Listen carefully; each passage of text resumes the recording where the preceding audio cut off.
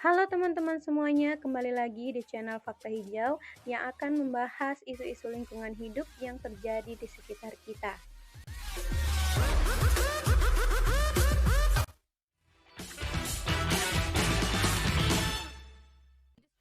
Sahabat bumi semuanya, tahu nggak sih, April lalu kita mendapat kabar bahwa di beberapa negara Asia dilanda gelombang panas ekstrim dan badai hebat. March in more than climate 100 targets as it sends Now, delegates to the huge UN. fires blowing black smoke. Cyclone Freddy may have passed. Jadi, aku mau menguraikan beberapa peristiwa yang terjadi di tahun ini, tahun 2023, terkait dengan gelombang panas dan badai di beberapa negara di dunia, termasuk Indonesia. Nah, yang pertama nih, ini terjadi di Thailand. April lalu telah terjadi gelombang panas hingga suhu udara di beberapa wilayah Thailand menjadi sangat panas hingga mencapai 45,4 derajat Celcius. Bulan April biasanya memang bulan terhangat di Thailand, tapi rata-rata suhu tertingginya hanya mencapai 37 derajat Celcius. Nah, bayangkan betapa panasnya saat suhunya menjadi lebih dari 40 derajat Celcius.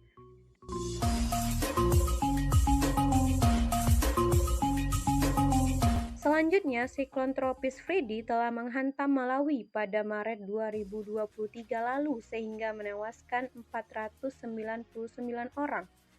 Nah, bagi yang tidak tahu apa itu siklon tropis Freddy, aku mau sedikit menjelaskan nih apa itu siklon tropis Freddy. Siklon tropis Freddy merupakan badai dengan kekuatan yang besar. Siklon tropis disebut juga badai tropis atau topan jika terbentuk di Samudra Pasifik Barat. Disebut siklon jika terbentuk di sekitar India atau Australia. Siklon tropis Freddy atau siklon tropis 11S adalah siklon tropis yang terbentuk di Samudra Hindia Selatan dan bergerak ke arah barat.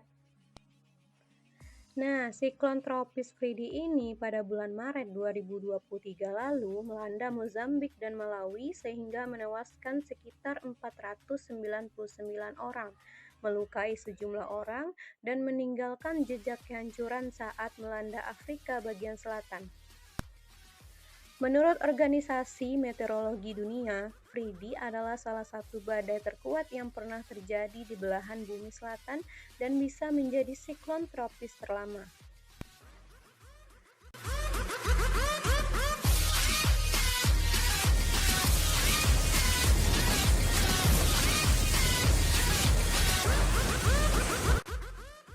Bulan April menjadi bulan terpanas nih pada 2023 ini dan tidak menutup kemungkinan suhu akan semakin panas pada bulan-bulan berikutnya.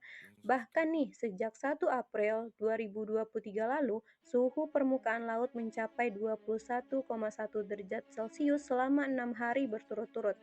Ini merupakan angka tertinggi sejak pencatatan dimulai, melampaui angka sebelumnya yaitu 21,0 derajat Celcius pada tahun 2016.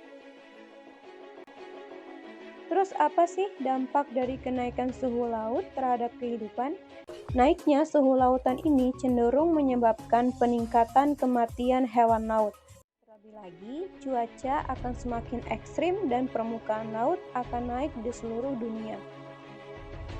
Berpindah ke peristiwa selanjutnya terkait krisis iklim, telah terjadi peristiwa kebakaran hutan di Valencia, Spanyol yang menghanguskan hutan seluas 4.000 hektar yang terjadi pada Maret 2023 lalu. Imbasnya, sebanyak 1.500 penduduk desa yang tinggal di kawasan Valencia terpaksa mengungsi. Nah, bagaimana nih sahabat bumi? Apakah kebakaran lahan hutan di Valencia ini juga merupakan akibat dari krisis iklim? Terus bagaimana nih dengan Indonesia? Apakah Indonesia bebas dari bencana iklim?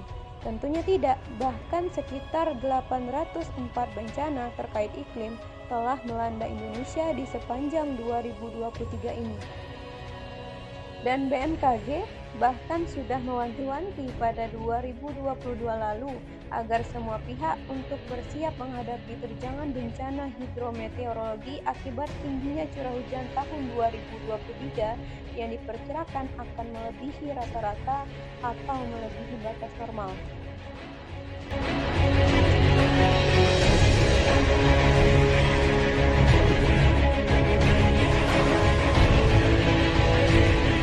Sahabat Bumi, masih ingat kan ya pada laporan IPCC atau Intergovernmental Panel on Climate Change bahwa bumi diprediksi akan menghadapi plus 1,5 derajat Celcius pada 2030, yang artinya bumi akan semakin panas.